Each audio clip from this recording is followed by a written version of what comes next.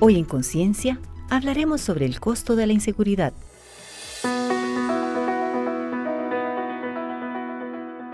Costa Rica ha sido reconocida a nivel mundial por su biodiversidad, su gente y por ser un país de paz.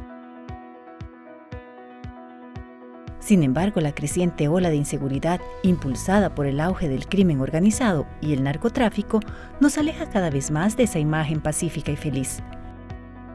La inseguridad en Costa Rica ya no solo se mide por la cantidad de delitos o de homicidios, sino también por el costo económico y social que termina afectándonos.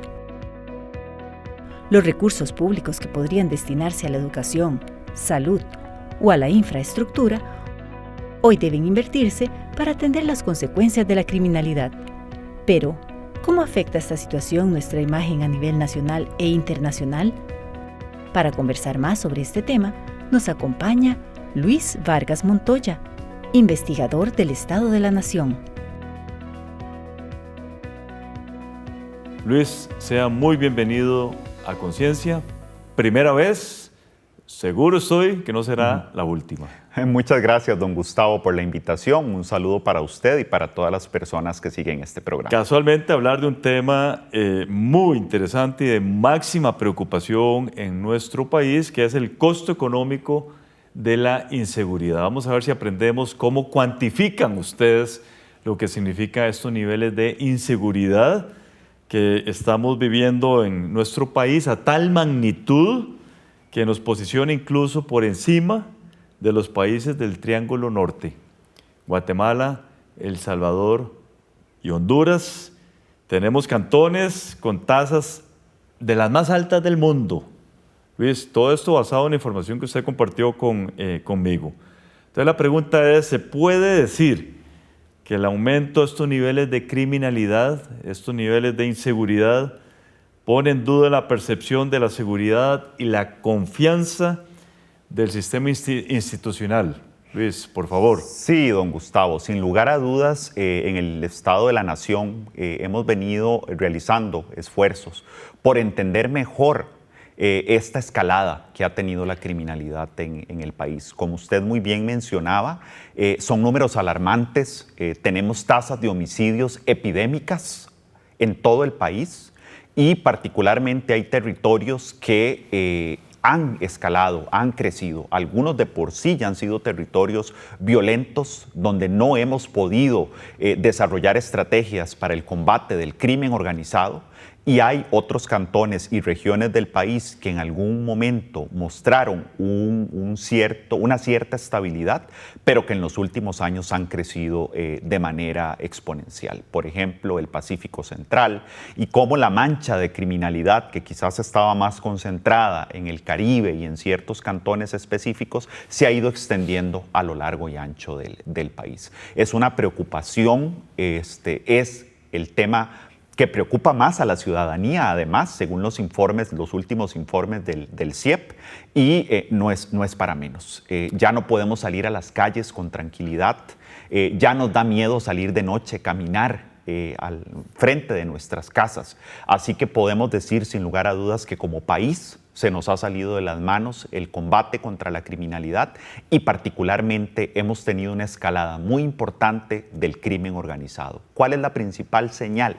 Esa escalada que hemos tenido en las tasas de homicidios. De nuevo, una tasa de homicidios promedio nacional epidémica, que la OMS ya califica como una epidemia, y en ciertos cantones, como usted decía, con tasas de criminalidad iguales o superiores a las del Triángulo Norte, que ha sido caracterizada por ser una de las regiones más violentas del mundo. Sin embargo, pese a todo eso, Luis, las autoridades del gobierno anterior y de siguen diciendo que no es tal. ¿Por qué esa percepción por parte de estas autoridades?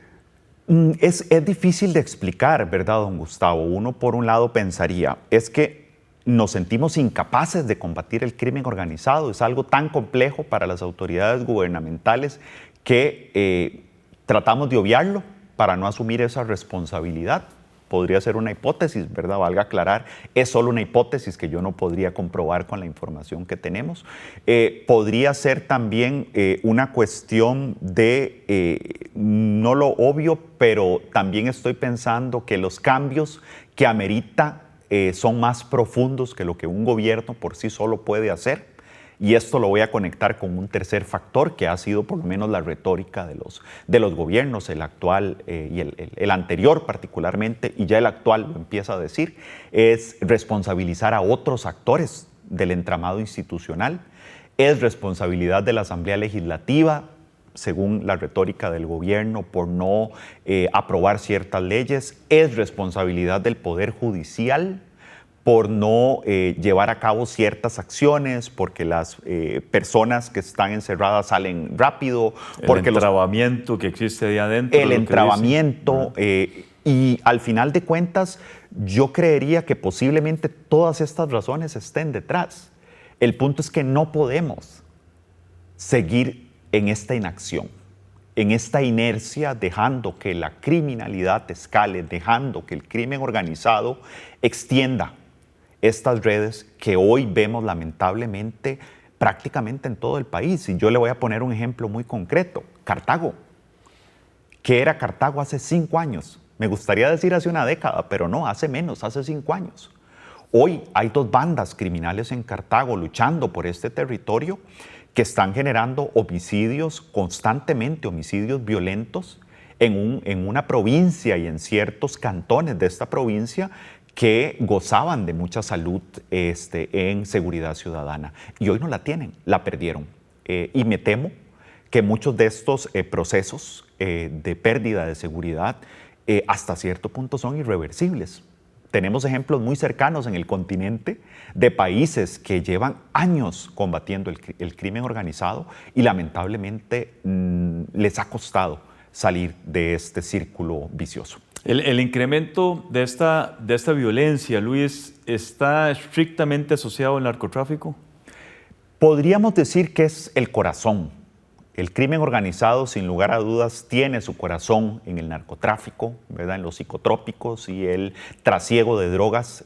Recordemos que estamos en un punto clave para el trasiego de drogas. Nos juega en contra. Desde el punto de vista geográfico, claro. El paso de sur a norte en el continente. También recordemos que tenemos puertos importantes muy cerca, empezando por el Canal de Panamá y todo el trasiego marítimo que es tan importante para este mercado de la droga. Y también recordemos que, nos guste o no, en este caso nos juega un poquito en contra, pues no tenemos un ejército, ¿verdad? Y ahí pues nuestra cobertura policial, nuestra posición a nivel de seguridad, en ese sentido es relativamente más débil contra, como su nombre lo dice, un crimen organizado. Claro. ¿Verdad? Porque esto no es algo casero, esto no es algo que no se piense. Hay toda una inteligencia criminal detrás de estas organizaciones criminales. Por ello es que es un tema súper complejo, pero más que aquí centrar la energía en el combate, lo que deberíamos estar centrando la energía, y en mucho de la retórica que ha impulsado el Estado de la Nación y lo ha demostrado, es en la prevención. Exacto. ¿Cómo nos vamos un paso más atrás? Si el combate es tan difícil, ¿cómo vamos a la raíz del problema? Que no ocurra. Que no ocurra. Permítame hacer una primera pausa. Ya regresamos con todas y todos ustedes. Estamos hablando con Luis Vargas Montoya, quien es investigador del Estado de la Nación. Con Luis estamos hablando sobre el costo económico de la inseguridad. Ya regresamos.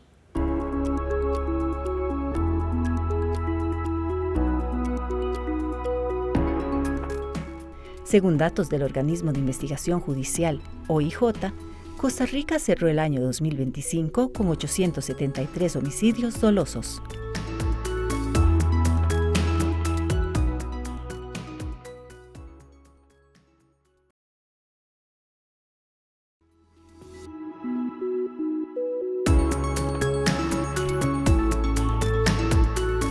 Pues ustedes realizaron una estimación econométrica de la relación inversa entre las denuncias por accionamiento de armas y los salarios de quienes trabajan en empresas formales. Yo quisiera que usted nos comparta un resumen de los principales resultados de esta investigación, comenzando por explicarnos qué significa econométricas. Ajá, claro. Bueno, nosotros lo que hemos tratado de hacer, y esto pues voy a irme un poquito más atrás de nuevo, es venir a aportar un poquito más de evidencia a esa contabilización de que al final de cuentas, pues la criminalidad tiene un costo altísimo en la sociedad, empezando por el costo humano, ¿verdad? Claro. Y que quería referirme a eso porque aunque hacemos una medición también económica, antes de eso están las pérdidas humanas, que esto contabilizarlo es muy difícil, pero que aún así ya se han hecho esfuerzos. Hay estudios del BIT, de la Contraloría General de la República, que nos hablan de un 3% del PIB. Entonces quería nada más dejar ese dato ahí porque es un dato muy importante.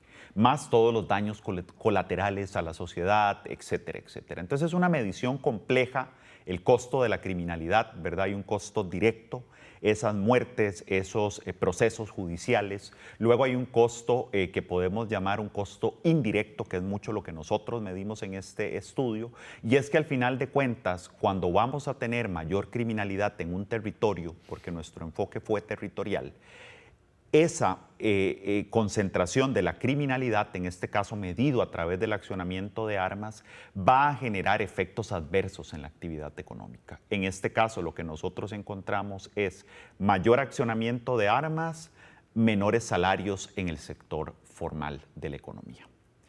Y aquí, cuando hablamos de una regresión econométrica, lo que nosotros hacemos es tratar de medir esta relación de la manera más pura posible.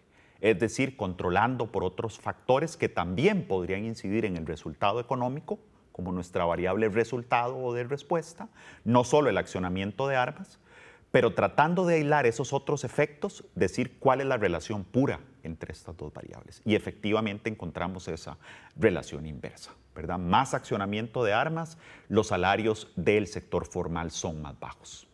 ¿Cuáles son los mecanismos detrás? Que eso es lo más importante, quizás. Lo que está pasando es que, claro, usted como empresa formal y empresa formal más grande de capital de largo plazo, que es donde pueden pagar salarios más altos, no se van a ir a instalar un territorio donde usted no sabe, se preocupa por la seguridad de su personal, donde no sabe si se le van a meter a robar a las bodegas o lo van a dejar de un día a otro sin el equipo para trabajar.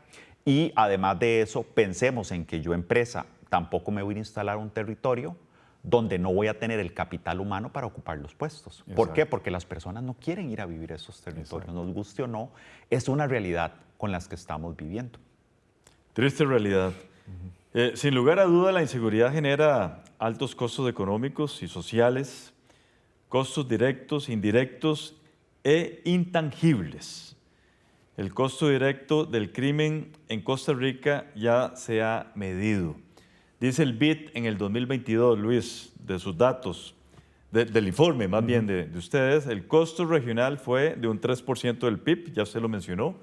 La Contraloría en el 25 asciende a 542 mil millones de colones, que representa el 0.2% del PIB, ¿verdad? Por año, evidentemente. Y equivale al 94% de lo que reciben las universidades públicas del Fondo Especial para la Educación Superior. La exposición al crimen reduce significativamente el rendimiento educativo en 3 asignaturas. Háganos un cierre de todas estas ideas que a mí me preocupa. Estamos con matemática, ciencias y lectura. O sea, tiene implicaciones. ¿Cómo cuantifican ustedes? O no sería la palabra cuantifican. ¿Cómo identifican ustedes el efecto de todo esto en estas 3 materias, Luis? Claro, parte de lo que nosotros hacemos en los informes y en el capítulo particularmente económico, que vemos esta relación entre la criminalidad y el costo que tiene para la sociedad desde el punto de vista económico, es decir, vea, esto es mucho más complejo. Como usted mencionaba, hay costos directos, el costo de ir a juicio, el costo de las personas ahí encerradas, que es capital humano que no está produciendo. Pero también están esos costos indirectos como el estudio que ya mencioné. Pero hay otros costos que son inducidos. ¿Por qué? Porque hay otros estudios que ya se han hecho de investigadores internacionales en Costa Rica que demuestran que en los territorios más violentos genera pérdidas en el rendimiento educativo, pérdidas en el capital humano. Eso es pérdida en el desarrollo. También sabemos que esos crímenes o esos territorios con mayor criminalidad tienen otras pérdidas intangibles, como usted mencionaba, don Gustavo, que es esa pérdida de paso de seguridad, algo que llamamos el bienestar y particularmente le llamamos el bienestar subjetivo, el que yo reporto. Nuevamente, usted ya sabe que hay lugares donde las personas dicen veda, literalmente autoveda, después de las 6 de la tarde, ¿verdad? Aquí hay un encierro porque yo en mi barrio, después de esta hora no puedo salir. Todo eso tiene un costo que es muy difícil de medir, es intangible hasta cierto punto, pero que quizás... El cobro de peajes, por ejemplo, en algunas comunidades. Usted diga, yo no puedo cruzar de aquí a cierta hora, en su propia casa, en su propio barrio. Son muchas cosas, entonces este es un fenómeno muy complejo. Otra cosa que quizás no está mencionado ahí, pero que lo menciono, y es que aquí hay daños colaterales y hay actividades conexas. Ya no se trata solo de homicidios, también se trata de cibercrimen, también se trata de robos a la propiedad, también se trata de violencia contra las mujeres, también se trata de violencia infantil, porque al final de cuentas esto hace que la atmósfera de los territorios sea más violenta en términos generales. Y esto nos genera costos sociales altísimos, menos niños y niñas entrando y permaneciendo en el sistema educativo, menos personas que van a Levi's porque les da miedo ir a Levi's y caminar un trayecto, etcétera, etcétera. Entonces hay que entender que esto es un fenómeno muy complejo, usted nos daba algunos ejemplos, pero el costo social como un todo es altísimo. Extraordinario. Hacemos una segunda pausa, conversamos con Luis Vargas Montoya, investigador del Estado de la Nación. Ya regresamos.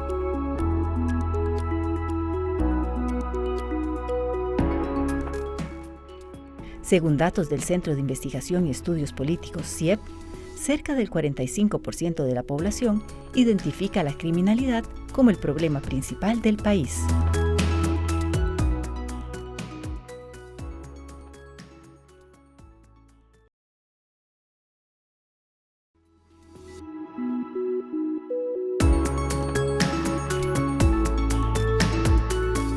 Luis, un tema que realmente hay que ponerlo sobre la mesa. El impacto de todo lo que hemos hablado en la disminución de la visitación extranjera, turismo. ¿Eso está cuantificado?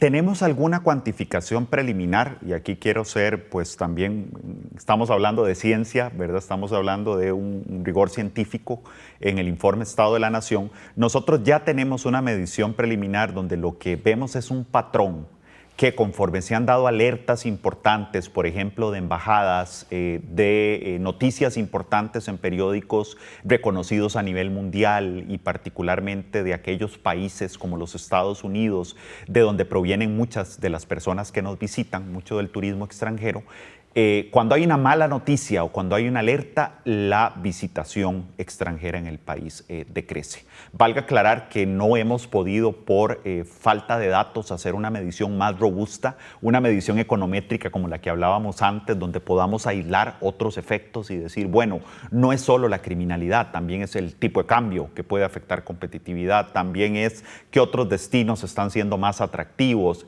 por decir algunos factores que también podrían incidir en la visitación.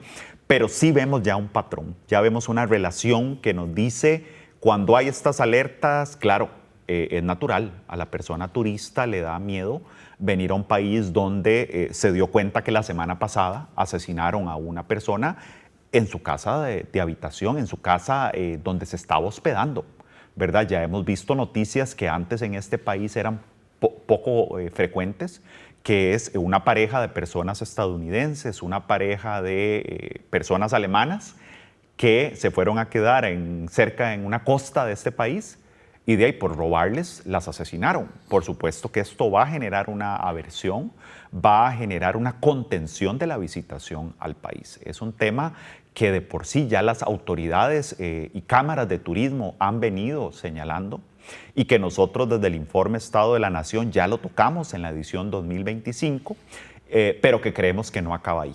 Nos amerita hacer estudios con mayor profundidad Nos amerita incluso ir al campo y entender un poquito qué están pensando las personas turistas, pero yo creo que es un sentir que incluso tenemos los ciudadanos y ciudadanas costarricenses. Claro. Cuando invitamos a un amigo extranjero al país, una amiga extranjera, siempre decimos, ¿a dónde lo llevo? Que no le vaya a generar algún temor, que no nos genere temor de que le vaya a pasar algo al visitante. Sí. Hablamos en la introducción, Luis, que hay algunos cantones incluso que sobrepasan niveles mundiales. ¿Se asocian estos cantones con un nivel educativo bajo y con alta pobreza? Por supuesto, y yo creo que esto que usted menciona es definitivamente a donde tenemos que ir, don Gustavo. Tenemos que ir a la raíz de la criminalidad. Al final, la criminalidad tiene dos caras. Una es la oferta y otra es la demanda, como en todo mercado. Es un mercado, el mercado del crimen. Tenemos una oferta, ¿verdad?, que es al final de cuentas todas estas organizaciones criminales, pero también tenemos una demanda, la nos guste o no, ¿verdad?, que son todas estas personas ahí disponibles, lamentablemente, porque no tienen otra forma para llevar sustento a sus hogares. Al final, yo siempre lo digo en todo espacio que tenga, yo no elijo ser criminal. Las personas que son criminales regularmente es porque no tienen opciones. Nadie quiere morir a los 25 años, que es lo que pasa con muchos de estos jóvenes. Nadie quiere vivir con miedo todo el tiempo a que me vayan a matar el día de mañana o pasado mañana o que le vayan a hacer algo a mis hijos e hijas.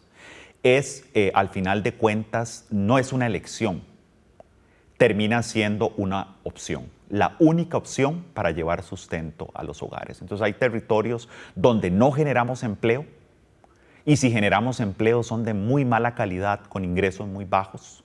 Y si las personas quieren tener opciones económicas, es en la criminalidad donde encuentran esa posibilidad y por eso es que el crimen organizado encuentra terreno fértil en estos territorios donde lamentablemente hay menos empleo, mayor pobreza, menos acceso a educación, menos acceso a servicios de salud, menos acceso a transporte público. Menor actividad industrial. Menor también. Actividad industrial, como ya lo mencionábamos, claro. ¿verdad? Entonces, definitivamente es un fenómeno que va mucho más allá del combate del crimen, es combate de la pobreza. Es generar oportunidades educativas, es generar oportunidades para acceso a salud, a transporte público.